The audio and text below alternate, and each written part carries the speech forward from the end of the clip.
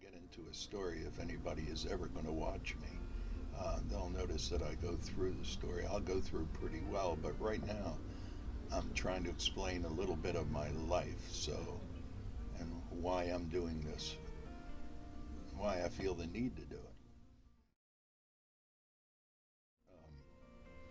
I don't know how much more. I'm 76, and I'll explain to you a lot about my life. I'm calling this Wrestling with the Godz because I was in a band called the Godz in the 60s and part of the 70s. And my sons were, four of them were wrestlers, so Wrestling with the Godz is like sort of what I'm known for. I mean, I was known in grade school and I was known in junior high and high school, but for different things. And I've had a varied life. I was born in New York, 41, right before Pearl Harbor. And I had a great childhood, I think. As if I remember, the war was going on, and my father worked for the shipyard. My mother was a stay-at-home mom. She was an orphan, and he was like a rich kid that got together, and they were in the same neighborhood. My mother was staying with her brother and their family, and they got together and were extremely happy in their life and in their time. I'll get into that in through my 0 to 10 years old. I grew up in New York till I was about 8 and a half. Then we moved to Baltimore. My father was a traveling salesman, and spent my teenage years here in Baltimore, and moved. Always wanted to go back to New York, and when I was like 19, through circumstance and through a marriage, ended up back in New York and had a son. And it was a strange part of my life. I was a shoe salesman, and I started writing with the songs. Back in Baltimore, I was in the music business for a while, managing and working with a friend of mine. My grandfather was pretty famous in New York back in the beginning, I guess in the early part of the century, maybe through the teens, through 10 and through 1910 and those times, which had made him in his 20s. Anyway, they noticed in me that I was very musical. So they gave me actually my grandfather made me a violin, and I started playing, and I was playing in they sort of, maybe they forced me, I really don't know, or maybe I just loved playing music at that point.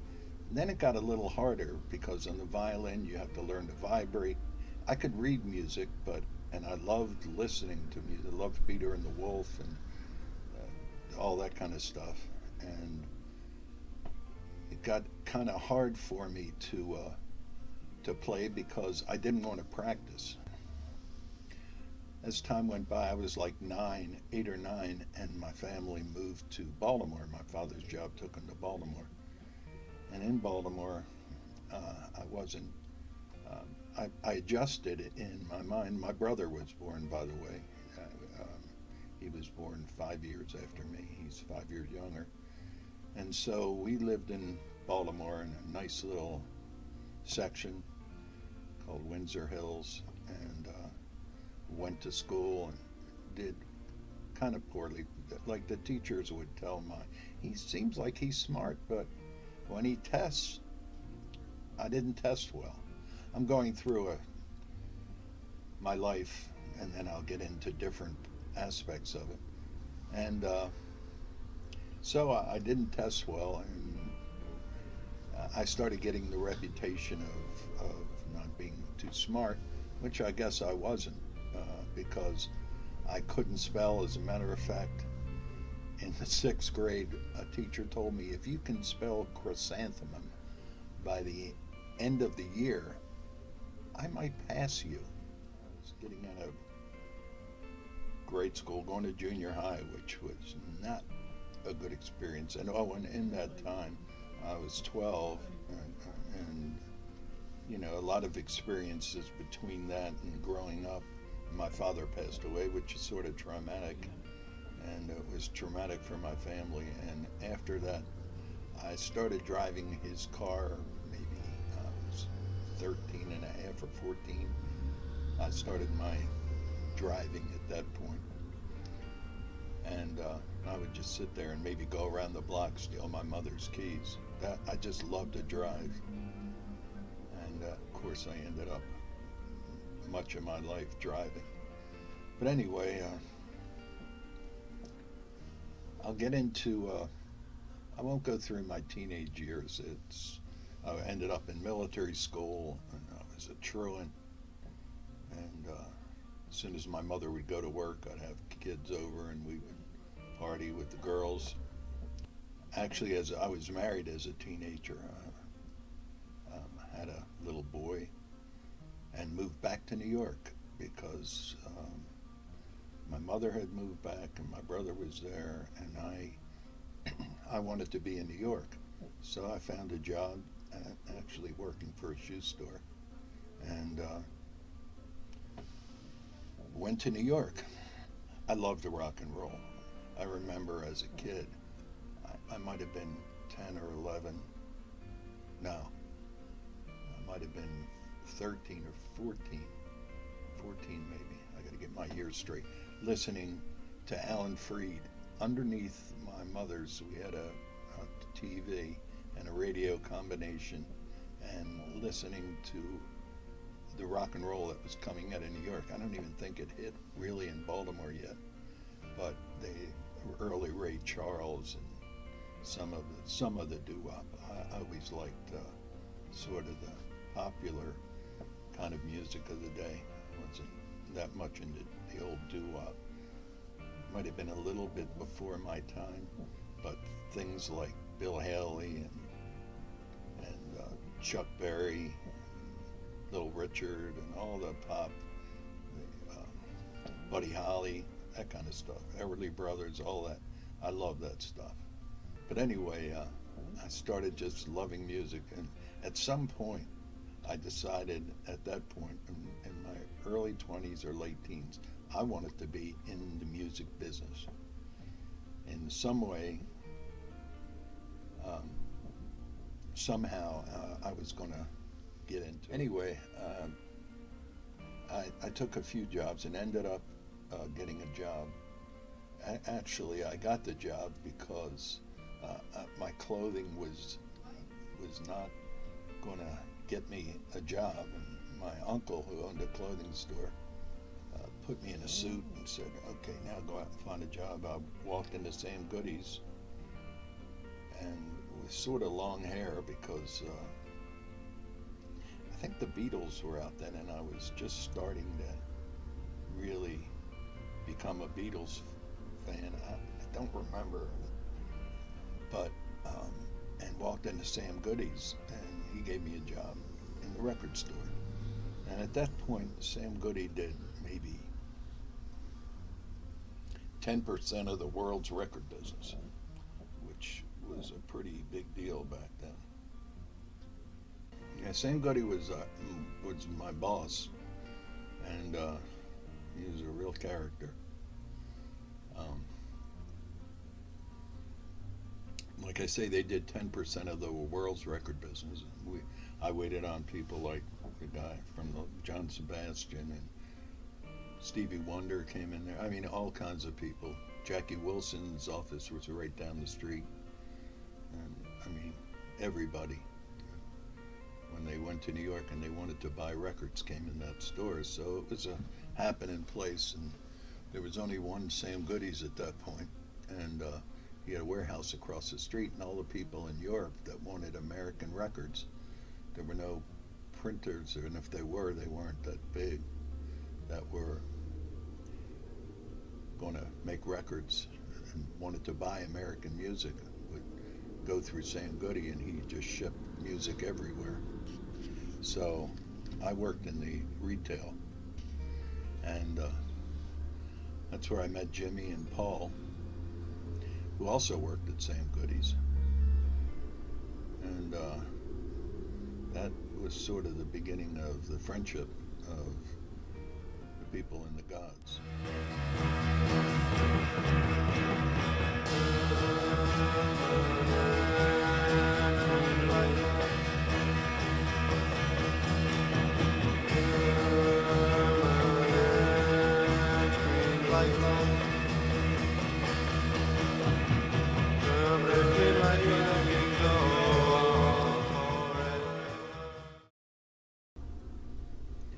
Jimmy and Paul were musicians, and the Godz played a major part in my life as far as my music went, because and ESP, because I worked for ESP, the record company, and I also was in the band the Godz. We were sort of unusual back in those days. As a matter of fact, we still are. I don't think we've caught up with our time, but that's a whole story in itself, and I will get into that as I move along. I'm not going to get into anything specific today. I'm just going to sort of give you an overlook of who I am and why I'm doing this, and what gives me not the right, but the reason that I want to do this. Sort of explaining myself, and I can't get into all, and I will at some point, because I'm going to be doing this, and I'll get into specifics of my early times and my mid times, which would be the 60s and 70s, and the times that are now in the early part of this century, and me being reviving the Godz and all the stuff that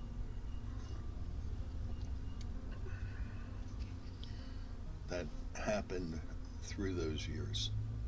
The meeting of the people that we met, and the way we were, in the 60s and the 70s.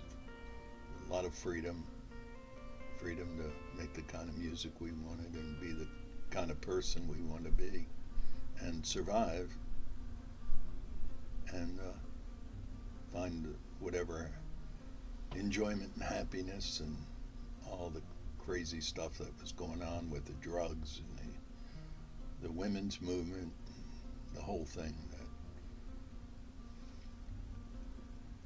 was quite an experience. And most of the bands you hear from are guys that were successful and women that were successful, and their drug use and their girls and their this and that. Well, this isn't going to be that kind of thing. I'm like a survivor, or I am up to this point anyway. And it's because even though we were crazy, we weren't insanely crazy. We were weird, and we were probably one of the beginning factors of punk rock, and because we didn't give a shit what we did or what we said, and I've had several close encounters with the afterworld. I broke my neck back in '69. Luckily, I lived through that, and I had a 5-part bypass in the early part of 2000. I ended up with colon cancer about 3 years ago. I'm cancer-free. My heart is going to be frozen. An ablation, I think it's called, in January. Start off 18 with that, and my neck, I still can't move it a whole lot, but you got to get through the humps, and if you don't, then you're pushing daisies. or you're part of the wind if you choose to be cremated. So I have 4 sons. I have 7 sons, and 4 of them were wrestlers. My sons brought me a lot of fame as a wrestling father because of their wrestling, and they ended up sending 3 of them to college, and the experience took up a lot of my time through the early part of the century, and before that in the 80s and 90s, and being in gyms and diverting a little bit from my obsession with music is a lot. It's kind of hard to just talk about myself, although I think about myself a whole lot, and I think about my wife, who I love. I love my children and grandchildren. I'm not a very good grandfather. It's because I had a kid at 19, I guess, and my brother who needed a father. I was a pretty good father. My main thing that I taught my kids, it's funny, like practices are very important and training for wrestlers. And I use music in the kind of way. I was probably one of the oldest Metallica fans. When I heard them, I absolutely became a fan. Somebody at my store said, "Man, you got to hear this group Metallica and get their stuff." And you could only get it through import at that time. They just started releasing Kill 'Em All and Ride the Lightning, and so I got them. I took a trip to Pittsburgh to visit my wife, and I listened to them, and by the time I got to Pittsburgh, I was a total Metallica fan. It's like a 5-hour trip. So getting back to how music was in training. When my boys used to train, I used to say, "Well, you go down the basement and train because you got matches coming up." And I put on a Metallica tape, and as long as that tape was playing, I knew they were training, because you can't listen to them and want to train. So I always thank them for helping my boys become better wrestlers, because when they listened to that stuff, they did train. And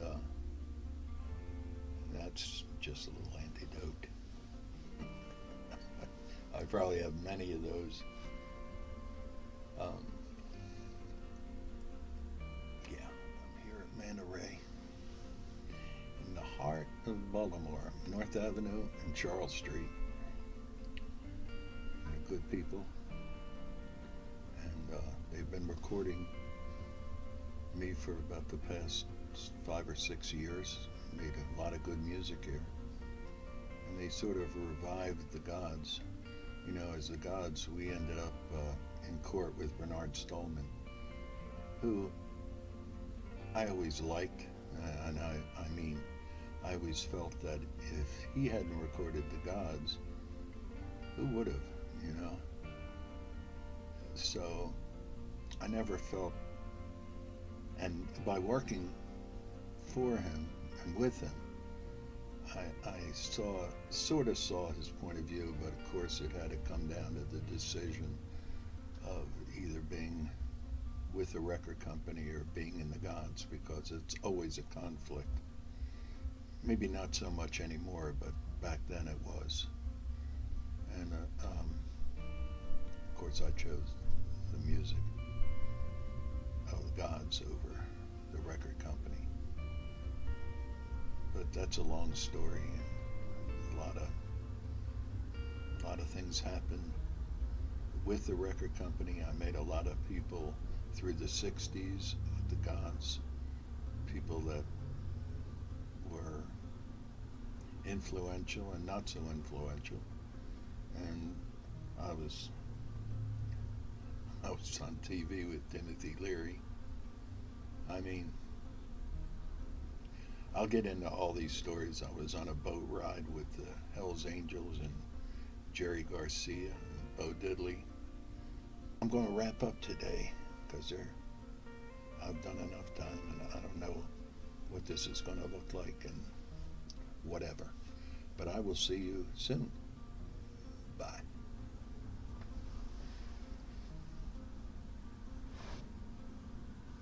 Or you'll see me soon. Bye.